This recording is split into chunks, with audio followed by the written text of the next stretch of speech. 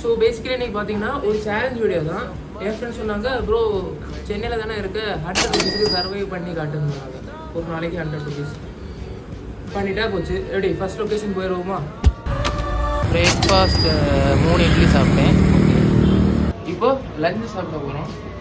1 o'clock ஆகிட்டு போய் ஏதாவது தேடும். ஸோ எங்கள் ஏரியாவில் பார்த்தீங்கன்னா வெஜ் பிரியாணி 20, 30, 40 கிடைக்கும். நான் 20 ருபீஸ்க்கு வாங்கினேன். Actually tasted good. யாரா இவனுங்க எங்கிருந்துடா வந்துக்கிறானுங்க? ஸோ பிரேக்ஃபாஸ்ட்டும் முடிச்சாச்சு, லஞ்சும் முடிச்சாச்சு. All we have to do is get dinner. So that's it guys. Challenge complete பண்ணியாச்சு. இனி அடுத்த சேலஞ்ச் என்ன, 50 75 பீஸா எதில் பண்ணலான்னு கமெண்ட்டில் சொல்லிடுங்க. அண்ட் இன்னொரு பிரச்சனை என்னென்னா, இவ்வளோத்துக்கும் நான் அம்மா உணவகம் போய் சாப்பிடல. அம்மா உணவகத்தில் ரேட் ரொம்ப கம்மி. இட்லி 1 ருபீஸ் தான். லஞ்சு நமக்கு சாதம் கிடைக்கும், சாதம், தயிர் சாதம் அண்ட் சாம்பார் சாதம் 5 ருபீஸ் ஈச். ஸோ அம்மா உணவகம் போனால் எனக்கு இதை விட லெஸ்ஸாக சாப்பிடலாம்.